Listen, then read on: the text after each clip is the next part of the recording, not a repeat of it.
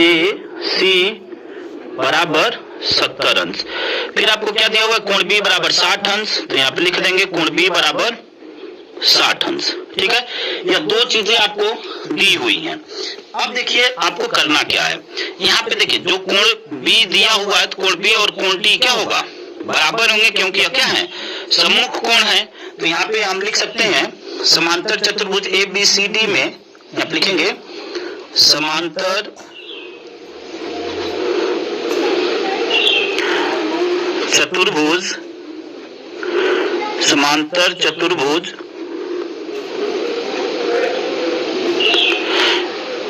A B C D में, समांतर चतुर्भुज ए बी सी डी में। अब देखिए जो कोण बी है और कोण डी क्या है, आपस में बराबर है, क्योंकि सम्मुख कोण है। तो यहाँ पे लिखेंगे कोण बी बराबर कोण बी बराबर कोण बी बराबर कोण डी बराबर कितना, 60 अंश दिया हुआ है। तो यहाँ पे लिख देंगे, रीजन में क्या लिखेंगे, चतुर्भुज के सम्मुख कोण, सम्मुख कोण। ठीक है, यह सम्मुख कोण है, इसलिए आपस में क्या है, बराबर है।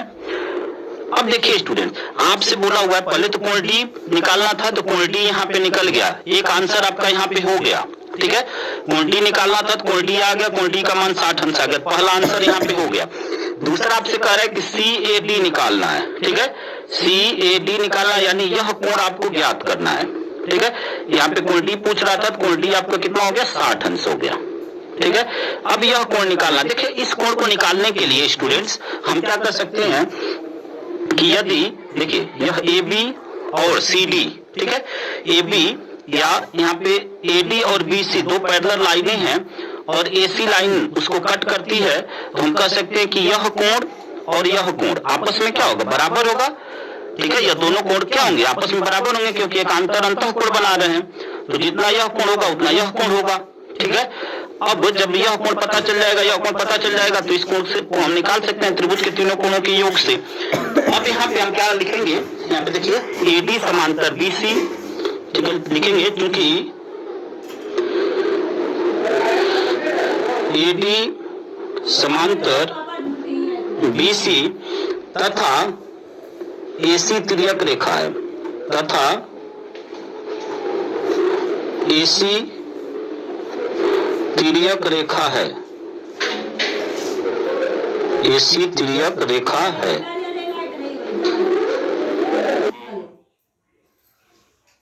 स्मार्टफोन फोटोग्राफी तिर्यक रेखा है, तो यह कोण और यह कोण आपस में क्या होगा, बराबर होगा। ठीक है, यहाँ से यह कोण और यह कोण आपस में बराबर होगा, यानी कोण बी ए सी लिखेंगे, कोण बी ए सी बराबर होगा किसके, कोण ए सी डी के, कोण ए सी डी के, और बी ए सी का मान दिया हुआ है 70 अंश, यानी यह दोनों मान क्या हो जाएगा, 70 अंश हो जाएगा, बराबर 70 अंश। और यहाँ पे रीजन में क्या लिख देंगे, एकांतर अंतः कोण, यहाँ पे शॉर्ट में लिख देते हैं स्टूडेंट्स, एकांतर अंतः कोण। आप जब लिखेंगे प्रश्न को हल करेंगे तो आपको पूरा लिखना है, एकांतर अंतः कोण। ठीक है, अब देखिए जब यह कोण भी आपको पता चल गया कि यह कोण आपका क्या है, 70 अंश है, तो अगर हम बात करें त्रिभुज ए सी डी में चाहे ए बी सी में, तो जब दो कोण पता चल गए, तीसरे कोण को हम निकाल सकते हैं त्रिभुज के तीनों कोणों के योग से। हम लिखेंगे अब यहाँ पे त्रिभुज ए डी सी में। अब जब त्रिभुज ए बी सी की हम लोग बात करेंगे, तो यहाँ पे देखिए अब त्रिभुज के तीनों कोणों का योग क्या होता है, 180 अंश। तो यहाँ पे तीनों कोणों को लिख लेंगे अब।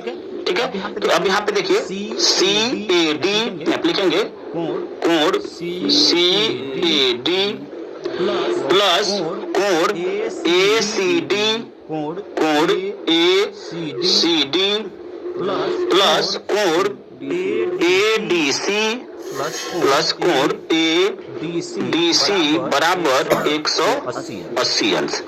ठीक है, 180 अंश। ठीक, अब यहाँ पे लिख देंगे त्रिभुज के तीनों कोणों का, त्रिभुज के तीनों कोणों का योग, तीनों कोणों